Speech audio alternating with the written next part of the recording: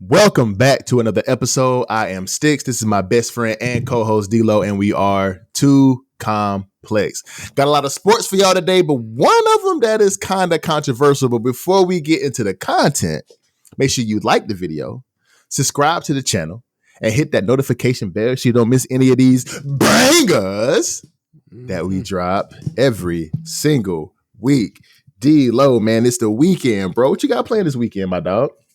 I'm trying to get this microphone situated first.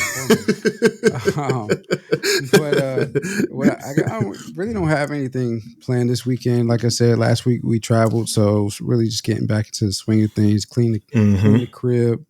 The normal parenting, married life stuff. We might go out and do something, find something with the kids to do.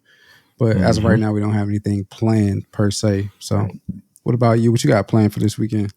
So me and Sam have a few things planned, actually. I think I told you earlier in the week when we were talking about topics. But so for those of y'all that don't know out there in the audience, I am my favorite Marvel character of all time is Deadpool. And a lot of people clown me about that because it's Deadpool. But I love Deadpool. Deadpool, he's hilarious. He's funny. He's a asshole, for lack of a better word. And I just love his dark, dry humor. It comes natural for me because I like Seinfeld as well. A lot of dry humor. So it's like, so I love Deadpool. So the new Deadpool Wolverine movie came out. So me and Sam gonna go see that tomorrow. Sam also has been asking me she's been hinting a while or talking about wanting to do a seafood boil, like a crab boil. Mm-hmm. So there's a spot that just opened up probably about a year or so ago, right up the street from the crib. So we're gonna go hit that after we hit the movie. And she wants me to stream with her this weekend. Sam has just recently started streaming. She streams her artwork, but she wants me to stream with her this weekend, and she wants me to stream Roblox. And it's this particular game that she wants me to play with her, which is like this fashion show game that she wants me to play. A lot of popular streamers, honestly, have been doing it here recently, and she's been watching them stream. She said it would be dope for us to stream it together. So me and her are going to stream together after we get back from the movies and dinner. So it's going to be fun. It's something fun to do with my daughter, and she's trying to get into streaming and stuff now, so it's gonna be dope. I think it's gonna be fun. So that's what we got planned for tomorrow. So we got a lot planned for tomorrow. But Sunday she goes back to mom, but we just probably gonna chill, watch some anime like we always do, eat something, and kind of just relax. But that's my plans for the weekend, man. It's gonna be fun. It's gonna be fun. Speaking of children, it is you only have Sam. It is difficult. I'm going back into my parenting mode right now. It is difficult to potty train a toddler boy. Huh. Okay. I thought so. Remember 12 episodes ago? I can't remember. It was a while ago where I told you Dalen had done the do downstairs. We had to get rid of the rug and all of that. Throwing away perfectly good underwear now. Oh my gosh. Yeah, he's out of the diaper, so he doesn't use the bathroom in his underwear often, but he pees regularly. He'll let us know he has a pee. He can't. He don't understand the Rocky Road situation is a little bit different. He don't understand the feeling of that pressure. He can't. We got to get him used to it. I mean, I don't know, man. It's just difficult. But we've been told like boys are very difficult to potty train. So is it the same as whenever y'all were potty training Niecy? Nah, she was very easy. Oh, okay. She was already like by the time she was this age, she was potty trained. But I mean, we've been told it's hard to train boys to potty train boys, and like we know there's a 5-year-old that's still like struggling. He's decent, but still struggling a bit to use a bathroom without any accident. So I don't know, man. It's just that's something that popped in my head. You talked about the time that you spend with Sam. I'm thinking about the time that I spend with Dalen trying to get him to use the bathroom. But now that I think about it, it wasn't that hard to potty train Sam either. So yeah. I don't even, to be perfectly honest with you, I don't remember ever having no accidents with my daughter. Like if I'm being real, like we went from diapers to pull-ups to underwear very fast with no issues. So it was like, okay, yeah, I guess that makes sense. I mean, having a 17-year-old now and trying to think back about what 15 years ago is kind of hard for an old man like me. You know what I'm saying? I don't even know what I had for lunch yesterday. So what you talk about 15 years ago? But nah, yeah, she was pretty easy too. So I get it. Yeah. Get right back into it. Get right back into it, brother. All right, man. So we start off with some football news, and Stick's favorite team, the Dallas Cowboys, have a lot of decisions to make in this upcoming season or in the next couple of weeks, honestly, with how they're going to sign the players, the key core players of their team right now, that being Dak Prescott, CeeDee Lamb, who is holding out for a new contract, and then ultimately Micah Parsons next year, I believe. He'll be up for a contract, but he can sign him now he can sign an extension now. But we'll talk. Yeah. So Sticks, what should the Cowboys do with these looming contract decisions? I don't know if I've talked about the Cowboys too much on this show, but I am a Dallas Cowboys fan. If y'all can see the wall right there, they got the Dallas Cowboys. The core when they first came in of Dak Prescott, Dez Bryant, and Ezekiel Elliott right there on my wall above me, if y'all can see over my left shoulder. But I'm a very realistic Cowboys fan. I will talk crap about the Cowboys whenever they're trash, and I will tell you they trash, and I usually keep my mouth shut when they doing good because I know they're going to probably disappoint me down the line somewhere because it happens every single year. When it comes to these Dallas Cowboys and these contracts, I think the most important contract that they need to go ahead and get done right now is my boy Micah Parsons. Not Dak. I will get into him in a second. Not Dak. CD is a very, very close second, but they need to go ahead and secure Micah Parsons right now. He is probably top 5 defensive player in the league right now, and has been that since he's been in the league. Since he was a rookie, now going into his third year. Like, he is probably the most important piece of that team because he's most of the reason why that secondary has been so good here recently. Mm-hmm. He's definitely been one of the biggest reasons why they've been so good in the secondary, because he gets so much pressure on the quarterback. And these days in the NFL, with how many times the quarterbacks are passing the ball this year, you need quarterback pressure. You need that. And Micah Parsons is the reason why Deron Bland went off last year most of the time, because Micah's pressuring the quarterback, and Deron Bland broke the interceptions record. Some of the reason why Trayvon Diggs was so good before he got injured, because Micah was getting so much pressure, and they're throwing balls off. Pause. No diddy. They throwing passes off balance, and they're going straight to Trayvon Diggs. Trayvon Diggs is probably one of the luckiest defensive players ever, because he is so undisciplined in the secondary. But we ain't talking about him right now.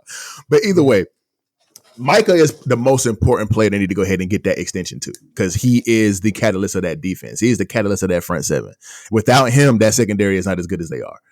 Now, CD deserves to be paid. And we talked about Addison last week or earlier in the week. We talked about Addison earlier in the week and how he is a number 2 receiver that's probably going to get paid about $25,000 a year, $25 million a year. CD deserves to be paid. I wouldn't say like Justin Jefferson, but he deserves to be paid like a AJ Brown or somebody like that, because he's balling, big time balling.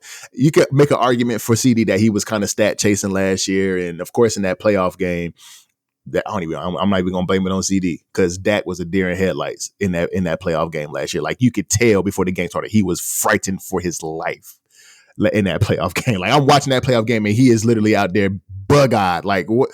Anyway, the Cowboys, bro. It's so stressful talking about these dudes, man, because they always, every single year, have the best team on paper, and they get into the regular season and they play well. They're the epitome of mediocrity, because either if they're not 8-8, they're probably 11-6 or 11 or 9-7, or they're in the middle of the pack all the time, and it's frustrating.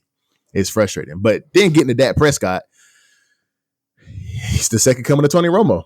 Great regular season quarterback, but get under them big lights, and he plays like ass, and you saw that last year.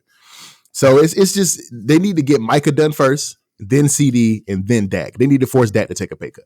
That's what I believe. What you think? How you feel about these contract negotiations, bro, coming up? So I'm gonna break it up. I'm not even gonna talk about Micah Parsons. They need to sign Micah Parsons. Okay, for sure. If I'm the Cowboys, I'm doing everything in my power to keep this core together under one condition. Okay. I'm not paying these boys what they want. Sorry. Okay. Just not doing it. Okay. And I wouldn't pay Dak Prescott the big contract that is anticipated for him to get, even though I know he's had a good career in Dallas, but I wouldn't give him $55.1 million a year contract that he's expecting to get. That. I mean, and you look at others that are paid around that mark, and you're like, oh, Dak's on par with those individuals. But all of those individuals, to some degree, have had success in the playoffs. Dak has not had any success in the playoffs. Nope. Dak also led the league with his great stats. Missing 5 games 2 years ago, he led the league in interceptions. I'm not paying that man $55.1 million a year.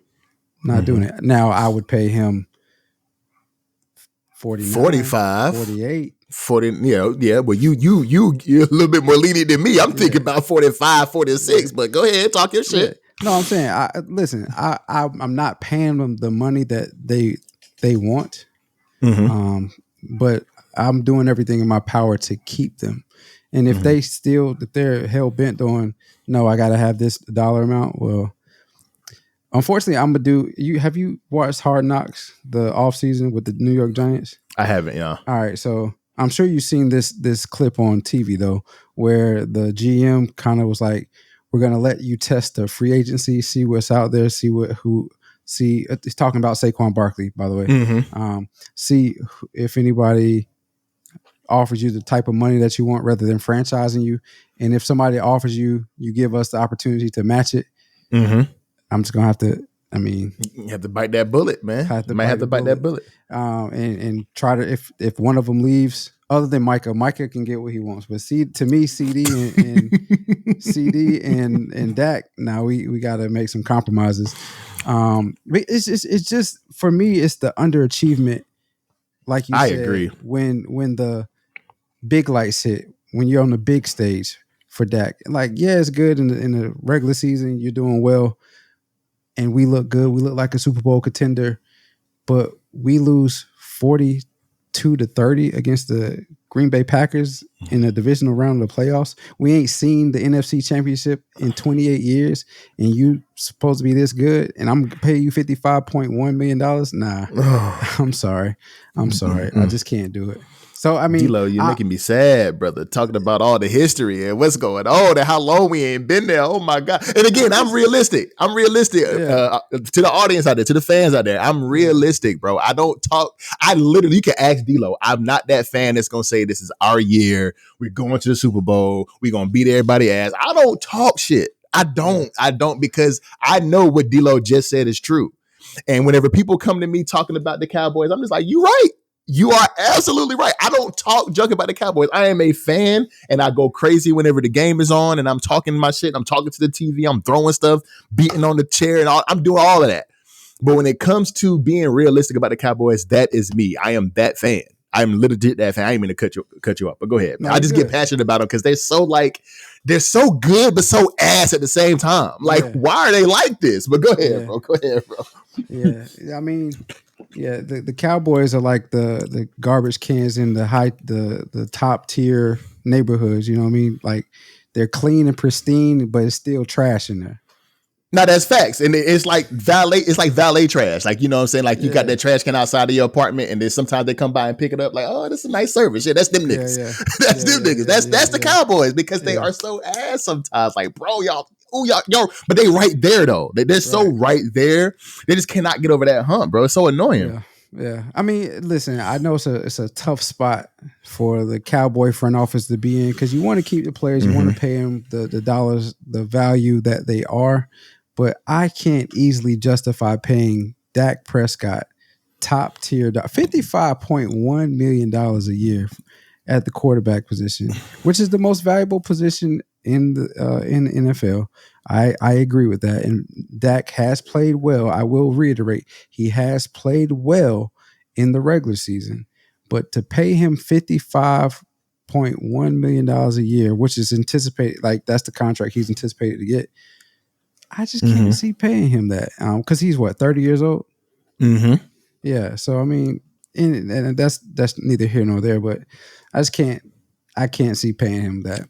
Now, as far as CD is concerned, the thing about CD is CD currently is holding out because he says he wants to be the highest paid non-quarterback player in the NFL. Mm-hmm. He's not getting more money than Justin Jefferson. I don't know why he's thinking he's going to do that. Listen, he's not getting okay. One, yes, he's not getting more money than Justin Jefferson. I don't think he should, even though their stats are comparable. I will say that. Their stats are comparable last year with Justin Jefferson missing like 5 games. That's the crazy part. That's the crazy part. He led the league in receptions and whatnot. Exactly. I get that.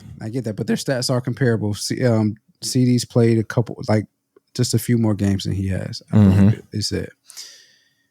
But if you want to be the highest paid non-quarterback in the league, and we still got to pay Micah and Dak, Dak is a quarterback. So true. You still got to pay Micah. Still got to pay Micah. I don't see that happening, bro. And I don't see him getting more money than Micah. Yeah, exactly. Micah's coming off so his not rookie contract, just like you are coming off your rookie contract.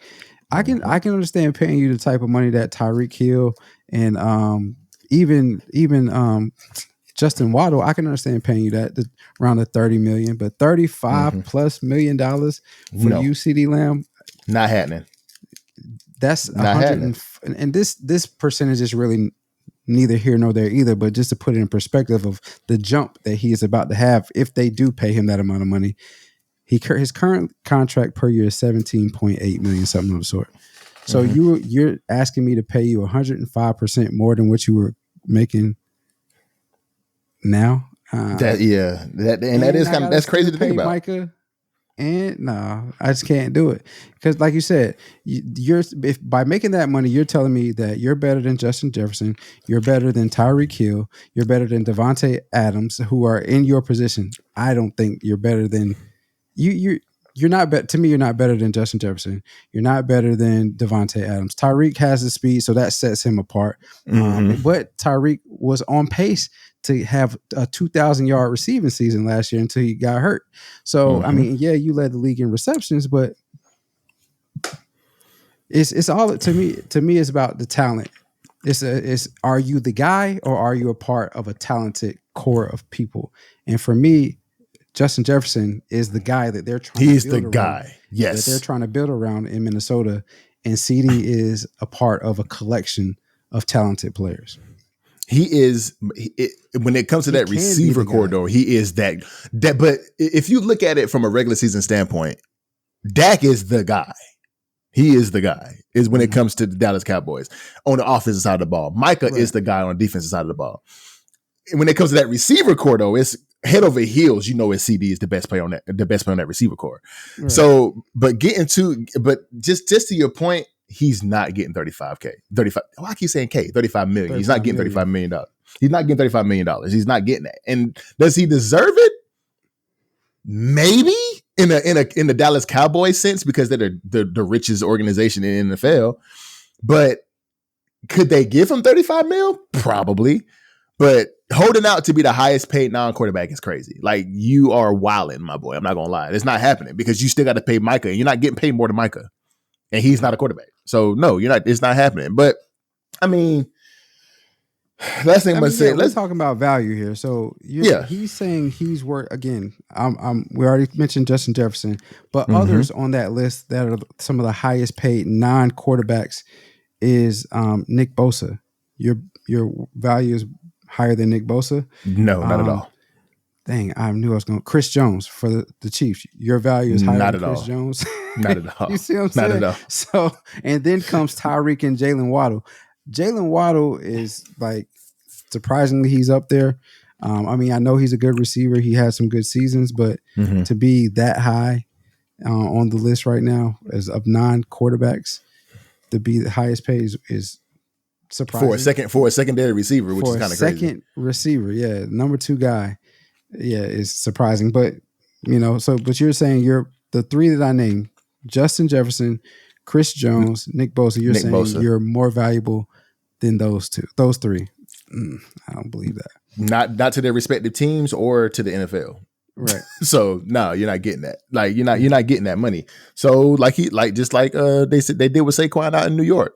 We're gonna let you test that market, my boy, and just give us an opportunity to match it. If we can match it, we're gonna match it. But see, that's the reality check for these NFL players though, because where some of these guys is looking for contracts, because there's no other team in the NFL that's gonna give him $35 million.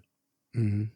And he's going to get that wake up call. $30 million, yeah, he'll probably get that. Maybe, yeah. Plus, because you're at 17 right now. I would be willing to give him $10 more million, $27 million. Okay.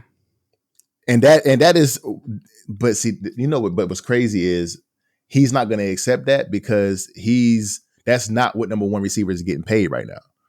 Mm-hmm. I think he should get what AJ Brown got, $30 million. 30 million, yeah. He should get 30 million. Because if he gets 27, that's what Devontae Smith is getting paid. This is Smith for the second receiver for Devontae. That's what he getting. Yeah, that's what he getting paid, $27 million, and he's better than Devontae Smith to me. He would be underneath Tyreek and Jalen Waddle, who make 28, and I think Devontae Adams makes 28, 27, 28 also. Mm-hmm. So now you're not getting paid that money, bro. You're not getting $35 million, $36 million. You're not getting that, bro. That's insane. That's insane. But so it's some decisions that have to be made in Dallas, for sure. And we're gonna see what they do. I think it's gonna be an interesting off season or training camp, as they just started training camp a couple days ago or this week, going into the preseason and regular season. We'll see if this holdout for CD lasts long, what they do with Dak. I think we're both in lock and step that they're going to pay Micah whatever Micah wants, and then the other 2 is just kind of like they're gonna fall where they may. They're gonna figure it out. They're gonna figure it out. They're gonna have to do something. I hope they figure it out soon. Soon because they need all 3 of them. They legit need all 3 of them, and if they can get them done, they can get them done. That doesn't go with what we're saying though. They need them. So if they need them, they're going to pay them what they want. Not necessarily.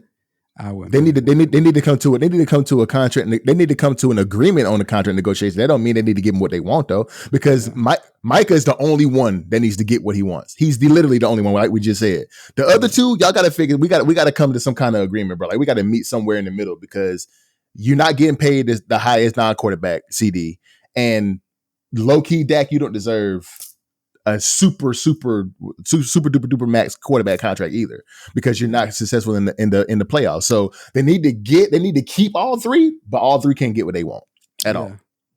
At all. And since we're on topics, since we're on contracts, and this is the last thing I'll say, Justin Jefferson getting $110 million guaranteed money in the NFL is crazy. That's unheard of. Justin Jefferson, but that dude, man, like they talk about non-quarterbacks that are valuable to their team.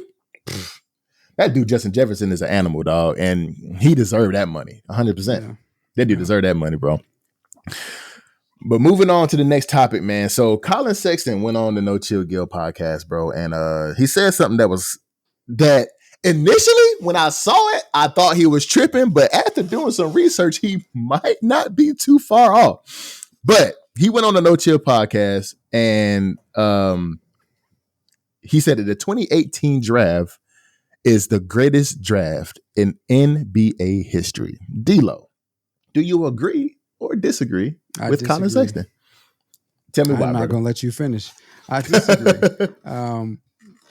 It's easy to say stuff like that when we are currently witnessing your playing careers unfold. Mm-hmm. A third of your class, your draft class, is still playing, actively playing, and are just now realistically starting to hit their prime. It's easy to say that. recency bias. We're all talking about your class essentially. Everybody in your class is the stars, quote unquote, are in their prime right now. You have Luka, who is probably the biggest star of that draft class. Trey and Shea Gildress. I'm not Gildress. Oh yeah, Alexander. Shea gets Alexander. Yeah, those are the standouts. But would you consider them to be top 5 at their position of all time? I wouldn't. I wouldn't consider any of them to be top 5. Maybe we're not talking about individual. We're talking about the draft in itself. Okay, go ahead. Listen. Just let me finish it. So, and we'll answer that question though. At this point in time, those 3 who are your stars of that class, would you consider any of them top 5 now or in the future at their position? Are we talking about Luka as a point guard? Wherever you want to put Luka. Luka is top 5, yes, but the other 2, nah. Maybe Luka. We would say. Yeah. Where you think about putting Luka? I'm talking about putting Luka at point guard. He's a top 5 point guard of all time. Yes. So you right now, Luka over Chris Paul, all time. Yes. You putting Luka over Isaiah Thomas, all time. Magic Johnson, all time. Not Magic. John Stockton, all time. Yes. Okay. You putting John Stockton got the assist, but he all time. Yes. Okay. You putting Luka over? Give me another point guard. Steph? No. Steph? No. Curry, all time. No. Nah. Okay. So you said no to Isaiah Thomas. You said no to Magic Johnson. You said no to Steph Curry. You said yes to Isaiah John Stockton, Isaiah, and Dame Lillard. Yes. No, not Isaiah. Chris Paul. Okay. That's what. Yeah. Yeah. So I think Luka is top. But Luka is the only one out of this whole draft that is top 5 in his position, 100% of all time. People would argue with you on the John Stockton and Chris Paul. I don't think they would. I don't think they would. Maybe Chris Paul, but I don't think they would argue John Stockton. I think they would argue with you, but that's neither here nor there. You're making my point. So none of them, other than maybe Luka, are top 5 at their respective positions all time. The rest of them are role players. Other than SGA and Brunson. Well, no. And Trey. Yeah, okay. They're not role players. Yeah. But go ahead. I'm sorry. I didn't mean to cut you off. But finish your joint. I said Luka, Trey, and Shea are your stars. The rest of them are basically role players other than Brunson. Yeah. Okay. That makes sense. I think to go against that, I think the 96 class is probably the best draft class of all time. Okay. You have the coaches champ in AI. You have he has an MVP, top 75 all-time list. As a matter of fact, none of these players that I mentioned in the 2018 class were on the all-time 75 NBA all-time 75 list. Yeah. You have Ray Allen, second greatest shooter of all time. Top 75 list. Kobe Bryant in the GOAT conversation. Second best point guard. Outside looking in, but yeah, he's there. Many people put him in the GOAT conversation. I got you. Whether it's realistic or not, many people put him in the GOAT conversation. Agreed. Second greatest 2 guard of all time, multiple MVPs again, top 75. And then you have Steve Nash, multiple MVPs, top 75 players list. And then multiple noteworthy role players. I mean, and that's just quickly looking at a list and throwing this together, right? I don't even think I would put their role players up against other top draft class role players. Realistically, this class is a good class. I'm not taking anything away from them. I don't even think I'm putting them in the top 3 of best of all time. Top 5, maybe when it's all said and done. Oh, top 5, yes. When it's all said and done, top 3, maybe. But right now, I don't even consider them top 3 draft class. Me and D-Lo are usually on the same page. We're still on the same page right now. I think they are a top 3 draft class. Only because I agree with you. I think 96 is the best draft class of all time. I agree with you on that. Because if you're looking at role players, just to talk about role players a little bit, D-Lo mentioned the heavy hitters of the draft in 96. Talk about role players. You're talking about like people like Marcus Camby, Sharif Abdul-Rahim, Antoine Walker, Kerry Kittles, Eric Dampier, Peja Stojakovic, Jermaine O'Neal, Zydrunas Ilgauskas. Like 96 was stacked, bro. 96 was stacked.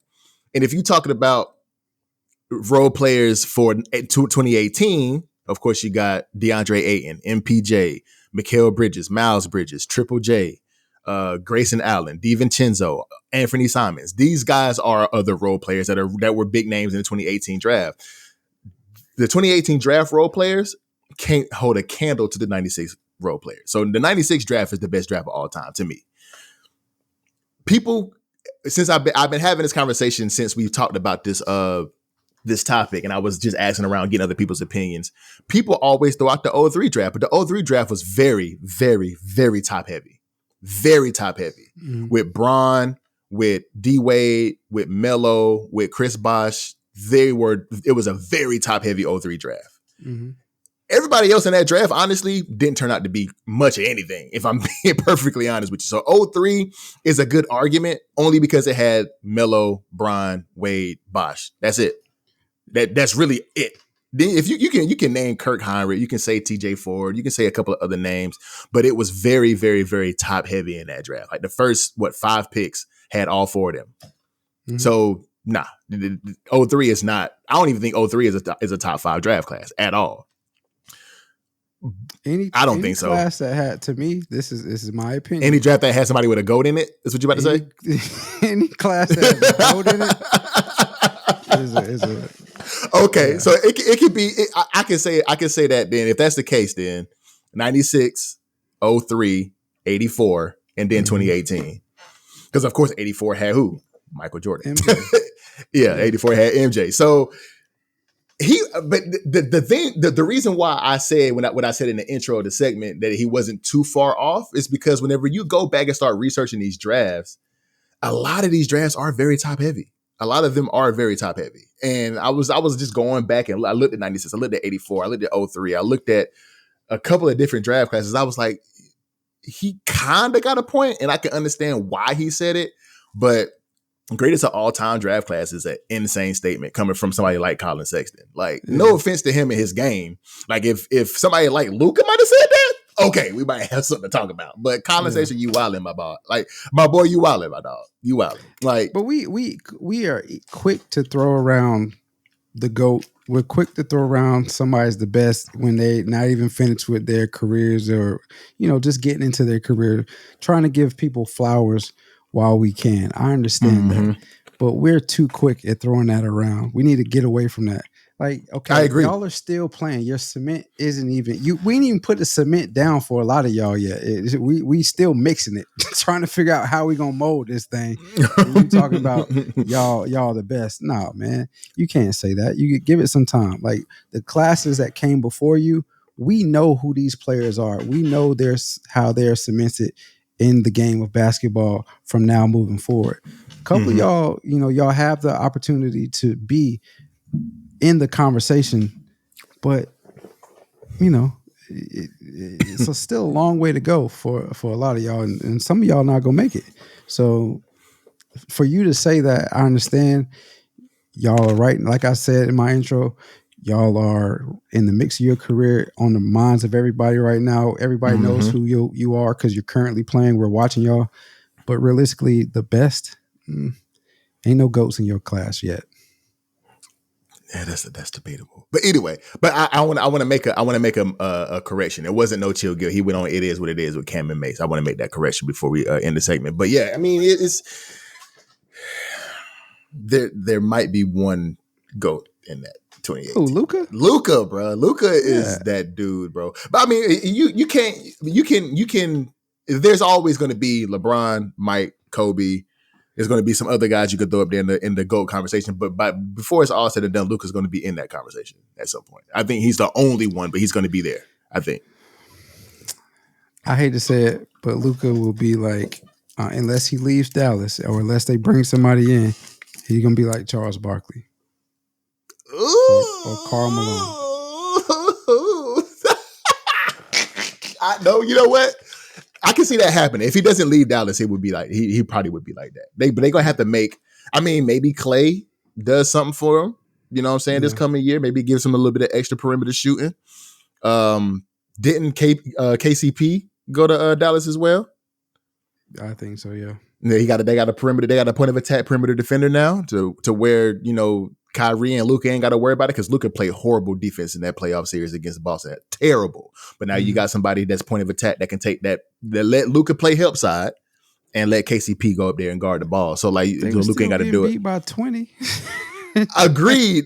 But Boston was just that much better of a team. And the road to the finals that Dallas had, they kind of skated away with some of them series, just being perfectly honest. But I can see, but I can concede that. I think he might be like a Charles Barkley if he doesn't leave Dallas. Because they're gonna have to make some moves for them to get a championship. But Luka's the only one that I can see that would be by the end of his career, he would be in that GOAT conversation. The only one I can see, but everybody else, And Charles Barkley was in the '84 draft class too. He was exactly. So, but if we're saying your best player in the draft is a Charles Barkley, and no disrespect to Charles Barkley, who also mentioned that next year is going to be his last year on TV, because if they don't sign the contract, that's what he said. Well, the NBA already said they're not signing the contract with TNT. They give him a chance to match. Well, that must be new. That's fresh news to me. So, yeah, I heard this a couple of days ago. So, but either way, we off topic now. We're going. Yeah, we off topic. But yeah, so if we're saying that player, the best player in your class is Charles Barkley, because when we talk about GOATs, it's always got to have championships, got to have MVPs, so on and so forth. If we're saying your best player is Charles Barkley, how can you be one of the best draft class? That's crazy. Barkley was that guy though. Barkley was great. Like, you feel me? But he's not. That is kind of, that's crazy. He's not in that conversation. He's not that. And it's funny that we talking about Charles Barkley because on TNT, that's what him and Shaq used to argue about all the time. Like, you ain't got one of these, Chuck. You ain't got one of these, Chuck. Yeah. So yeah, I mean, he. I could understand why he said it, but nah, he definitely wilding. Yeah, Colin says he's definitely wilding. But moving on to the next topic, man. D-Lo, this was something that you brought up to me that I didn't see until a couple of days ago. But UCLA new head football coach Deshaun Foster went to the Big Ten conference intro press conference, and went up there and was tongue-tied. Like, what happened to your boy Deshaun Foster, man? What I couldn't see myself doing that like that, but it was just funny to see him go up there and be like a deer in headlights, like a Dak Prescott, so to speak. I mean, the thing is, man, I can definitely see me going up there doing something like that. I'm not the most eloquent speaker there is, and most coaches out there, a lot of them can coach they behind off. But when it comes to like delivering a speech, that ain't their strongest suit. And so what happened to Deshaun Foster is it was his first intro into the world to being big time football. Not saying that UCLA wasn't big time football last year. They had Chip Kelly as their head coach. He was their running backs coach. And so, but the Pac-12 compared to the Big Ten, now with all the spectacle, with all these new teams coming into it, UCLA being one of those teams, he got up there. They asked him for an opening statement, and he's like, "Yeah, we're excited to be here. UCLA is a high emblem, along with the Big 12."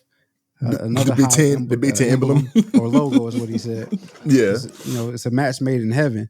We have 123 championships, and we're in LA. Us in USC. Yeah, and then he kind of feel like, where am I going with this? You saw it on his face. I saw it on his face because he did the. Yeah, we're excited. I mean, I can definitely understand how he could get caught up like that. I'm going to defend him though, because there's a lot of that has come out after that, like with concern for that's crazy. Him as a hire as UCLA's football coach and so on and so forth. I don't think there should be any concern because that really has nothing to do with coaching football. I don't know why we expect people in powerful positions to be these great orators. And that's not everybody's strong suit. You know what I mean? So it happened to the Philadelphia Eagles coach when he first got hired in 2021, Nick Sirianni. He was up there in a press conference, fumbling and stumbling, and then ahhing. But that year, he took a 4-12 team, it changed them or turned them into a 9-8 team. They made the playoffs, and the next year they were in the Super Bowl. So I mean, it has nothing to do with coaching. So I want to make sure people understand that. Yeah, he looked like a deer in headlights. Is it embarrassing? Yes, it's embarrassing. Sure. Is it a good look? Not necessarily a good look, but it has nothing to do with him coaching football.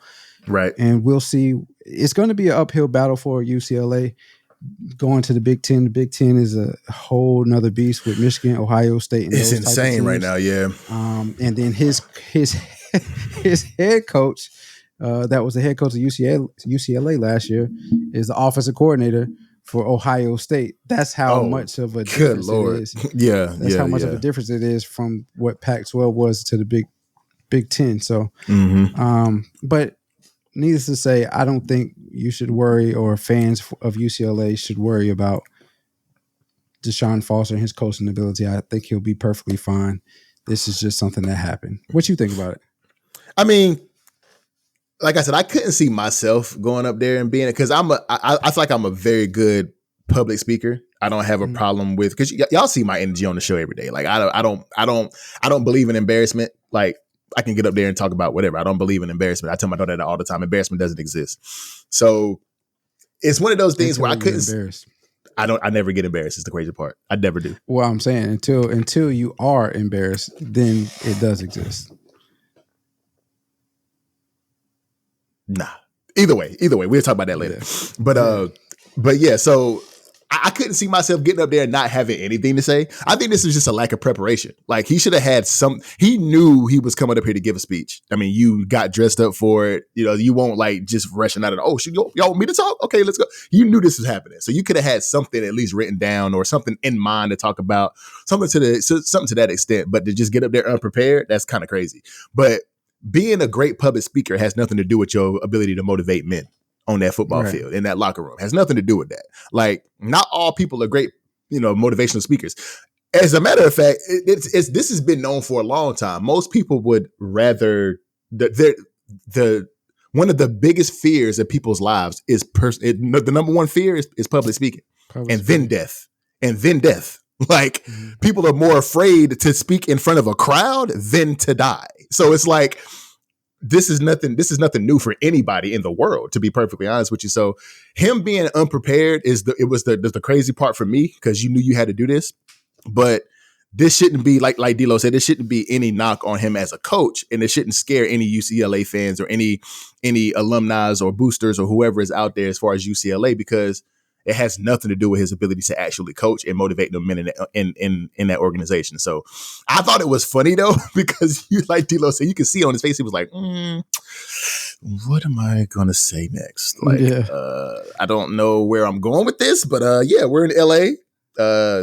Southern California's over there. We're over here. 123 championships. I'm excited. I'm just excited to be here. That's all I got to say. Any questions? Yeah. Like, I mean, and I get it. Like, what else you want me to say, bro? I'm a coach, dog. Like, I'm not a motivational speaker to y'all. Like, I don't know what you want me to say here. So just ask me some questions and I can answer the questions. And that's how a lot of coaches usually are. It's like, they don't necessarily have anything to say outwardly. They can answer questions very, very well though. So most coaches are like that. Like that. You ask me a question, I'm going to answer that and give you what I feel like me and my organization is going to do. Most coaches can do that. But to go up there and give a speech, not everybody can do that. There's a select few people who are really good at going up there and talking about their program and talking about what they want to do and do this, that, the third. I think I could be that type of person. But most coaches are like Deshaun Foster. They're better at answering questions than doing interviews as opposed to giving speeches. So I don't blame him. But it was funny. But I don't blame him. Yeah. He should have just said, we're excited to be a part of the Big Ten. Glad to be here at the media day. Any questions? That's it. That's all he should have said. That's all he should have said. And he probably would still got roasted for that, because it's literally just that, and they probably expect more. But Who cares? Who cares though? Yeah. Like for real. I don't think he would have got roasted for that because there's a lot of high profile coaches that have done the same thing, like real short and sweet, and then questions. And then one of them, God rest his soul, Mike Leach, he ain't doing none of that. Y'all got questions? Yeah, y'all got some questions. Got some questions. Yeah. He was known for that. He ain't got nothing much to say. Ask me some questions. What you want to know? Right. Yeah. He was known for that. So it was funny, but do your thing, Deshaun Foster. Ain't no, you ain't getting no slack over here, bro. We get it. We're ex athletes, you know what I'm saying? D-Lo had some coaching experience, you know what I'm saying? And he understand. We understand, bro. Go do your thing. Go out there and be great at UCLA. We know you can be. Yep.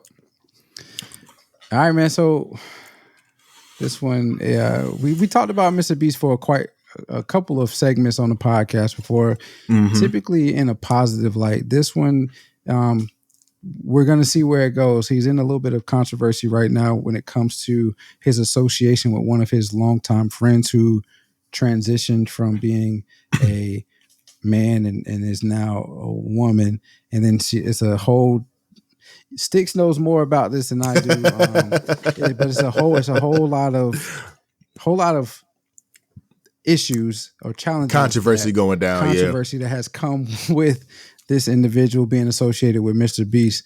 So Sticks, does this, you can go more detail with it after I ask a question, because I know I left a lot to be desired with that. But will this situation negatively impact Mr. Beast moving forward? Mr. Beast is so revered in the social media content creator, YouTube philanthropy space in this world now, as where it is as far as social media, that I don't think there's much you can do to cancel Mr. Beast, to be perfectly honest with you. I don't think it's much you can do to cancel him.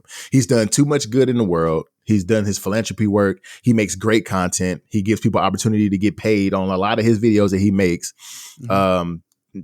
Case in point, teaming up with Prime Video to do a game show where people can win 1,000 people can win up to $1 million.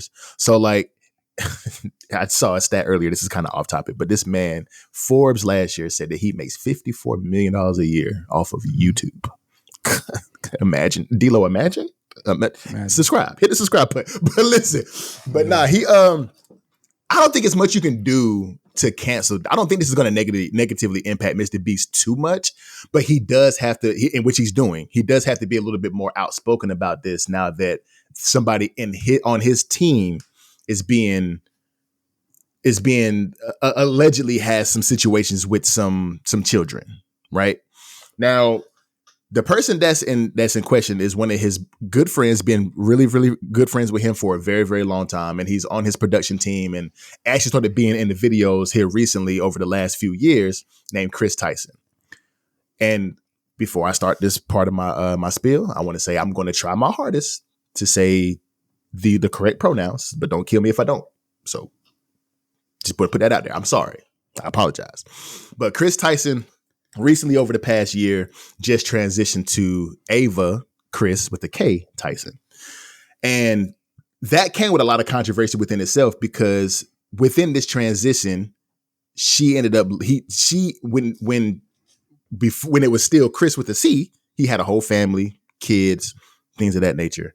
And now that she's Ava, no more family anymore. Like, left his family to become a woman. That right there in itself is controversial, because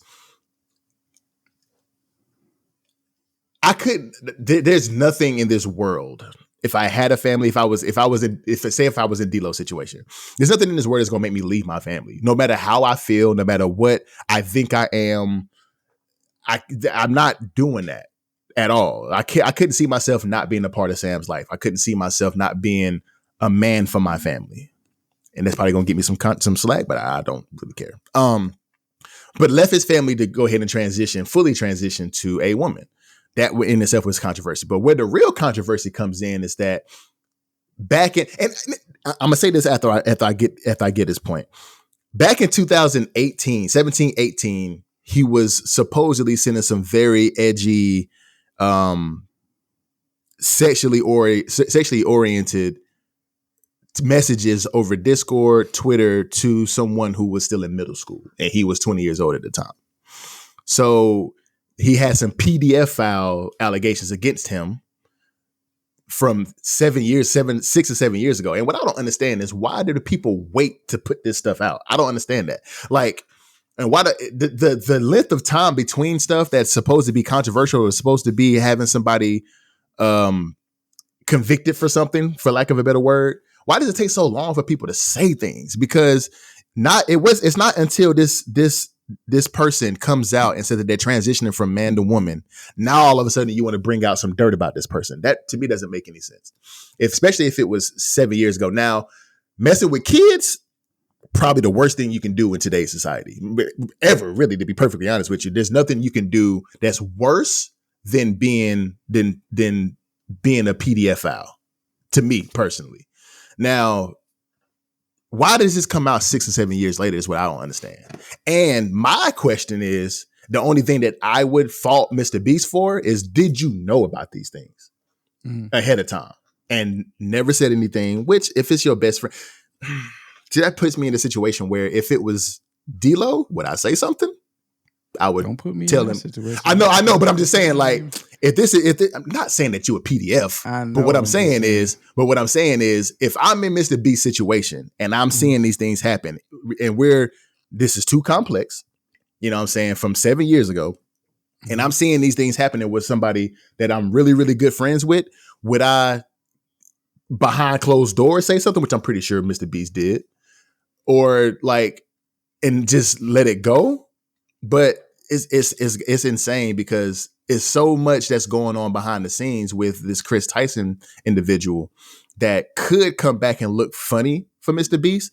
But to answer the question very, very directly, I don't think there's much you can do to cancel Mr. Beast, for real. If I'm being completely honest. But it is a lot going on, and it's weird. Talk your shit. I tend to disagree. And the reason I tend to disagree is because when somebody's at the highest of the high, we try to find ways to tear them down. Okay. No matter, as a society, I agree, how untouchable we think they are. And or they try to make themselves be. And Mr. Beast, like I said, we had multiple sessions or segments where we talked about the positive things that he has done, building water wells in Africa. People talked about that. There was controversy about that and the legitimacy of why he was doing it. And this is something way different than building water wells in Africa. And so, agreed, if they were talking about that, trying to, question the can't talk, the legitimacy, not a great orator. If they were questioning the legitimacy of the water wells in Africa, and now he's being associated with alleged PDF file person that left his family, so on and so forth, longtime friend. He hasn't said anything about it up until now. He's come out and said a couple things, but nothing crazy. I mean, he's made his money, so they can't take that away from him. But moving forward, they can make it hard for him to see the same type of success that he has had up until this point. They can make some of those collaborations with these big brands, like you said, Amazon Prime, so on and so forth. They can make those go away. However, on the flip side of why, as I'm talking through this, why it probably won't happen is because he would be associated with one of the groups that tends to cancel people the most. And so because he's associated with them, then, it would be hard pressed for it to happen. So if it is true that he knew about it, he did nothing about it, and or it's true that the friend is engaged in those activities or was engaged in those activities and he knew about it, he very well could get canceled, or demoted as in his role and his status in society. But as far as him being associated with the LGBTQIA community, then it'll be hard pressed for that to happen because they usually are the ones that cancel the most, but we shall see. Yeah, man. And just to shed a little bit more light on the situation is, so Mr. B said he became aware of the allegations against Ava, which first started circulating on the internet about a month or so ago. He said he just found out over the past couple of days. And he just found out what? The alleged grooming allegations that Chris had back in when he was 20 years old. Yeah. And he said that he's hiring a independent investigator to kind of go through the facts and ensure that he has everything that he needs to conduct the investigation. He said he's seen online, and this is a direct quote, he's seen online and taken immediate action to remove Ava from the company, his channel, and any association with Mr. Beast. So he let go of Ava. He said he doesn't condone or support any of the inappropriate actions. And he said he would take further actions based on the findings from the independent investigator for what's going on. So everybody has denied it. Of course, Ava, she has denied it. The gentleman that he was supposed to be grooming has also denied it. And just saying that he just made some edgy comments and this, that, and the third. Man, it was some stuff where he was saying that if you donate to my Discord, then I'll send you some explicit photos. And this is with a 12, 13-year-old kid. So that's not good, bro. It's not good in the least bit. So it's one of those things where Mr. Beast, not even a good joke. There's nothing edgy about talking to children in a sexual manner. Nothing edgy about it. It's terrible. No. That's not even a good sense of humor. Like, stop playing, bro. Stop playing. So but Mr. Beast is doing very, very well with trying to get out in front of what's going on. Mm-hmm. But my only thing is, bro, what did you do 7 years ago when this was going on? Like, what did you do then? But I mean, who knows, bro? Because 7 years, like, why just because now this man is not Chris anymore and now she's Ava, that now all of a sudden you want to bring out some dirt about this dude supposedly grooming a young boy 7 years ago? Like, why are we doing this now? That's what I don't understand. The time between is what I don't get. Like, why do you bring this out now? And why? And now, of course, Mr. Beast is the biggest YouTuber on the platform. So now, of course, it's going to negatively impact him because he's in his camp. So, but like you said, man, when people are at the highest of highs, you'll try to find a way to bring them down to whatever you perceive your level to be. So I just don't get it. But hopefully Mr. Beast is able to get out in front of it, and the private investigator finds what he needs, and he's already took the steps to let Ava go, so she's no longer associated with Mr. Beast, and we'll figure it out from here. But I don't personally think he can be canceled. Not that he can't be canceled, but it's not a lot you can do to cancel Mr. Beast at this point, to me personally. But I know the dealer has a different thought about it, but I don't think this is going to cancel Mr. Beast at all. Yeah, I mean, I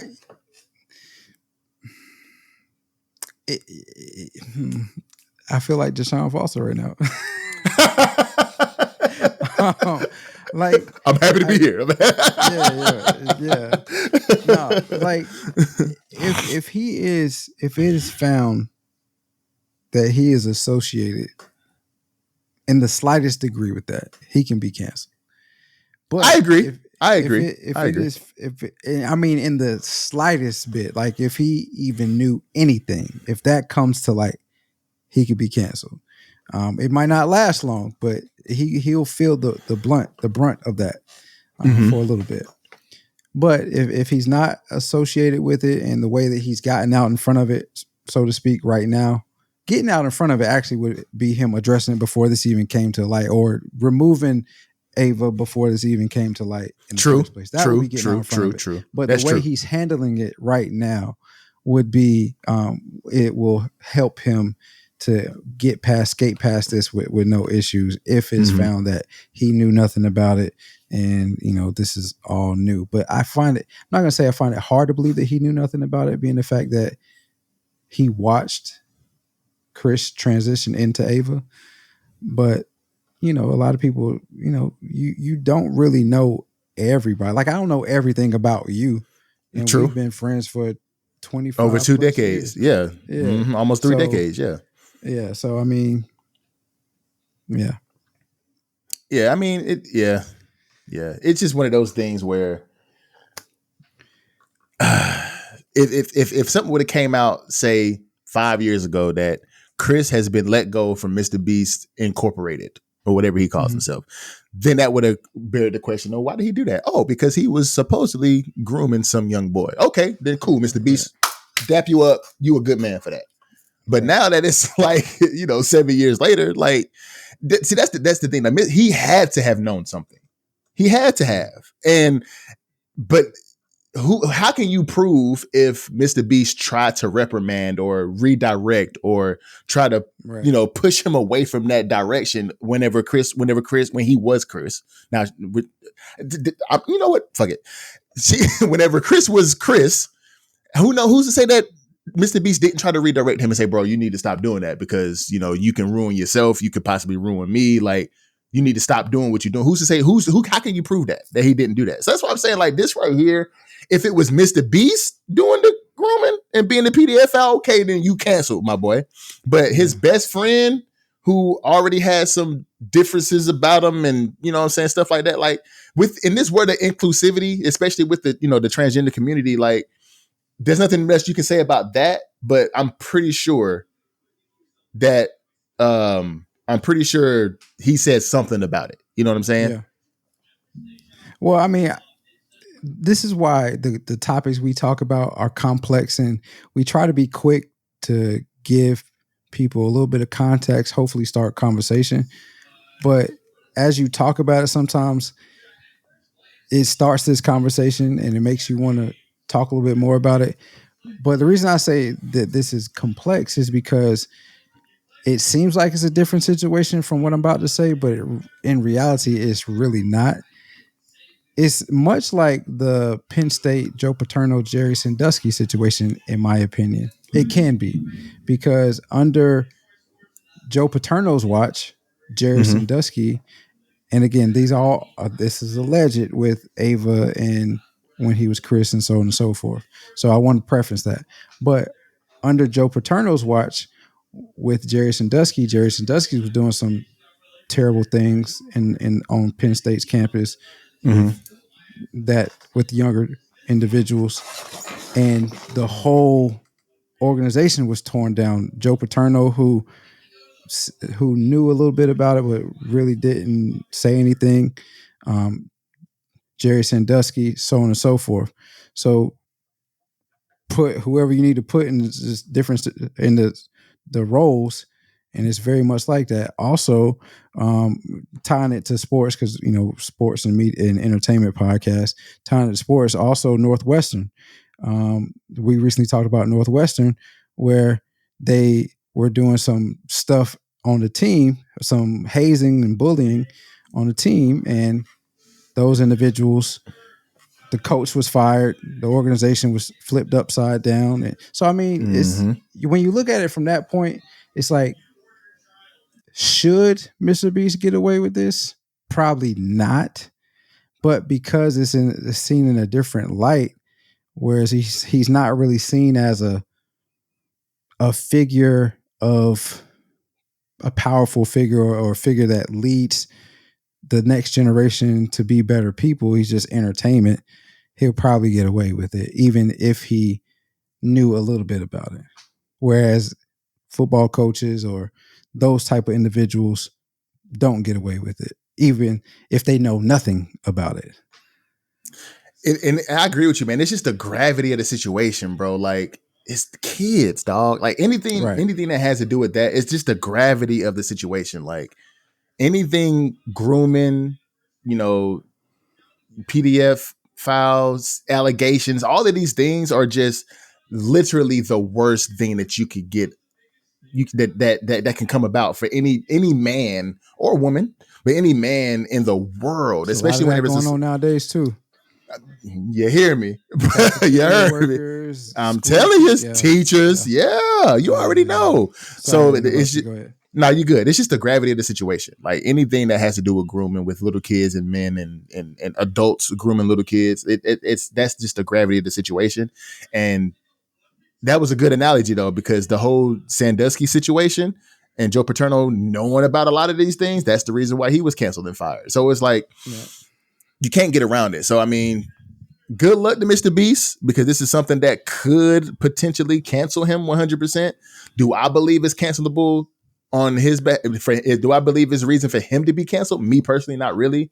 But Ava's already been canceled. It's a wrap. It's a wrap for her. Like there's nothing that she can do to get back on top of anything. It's now that she's transitioned and this whole grooming allegations. Like, pause. Continue.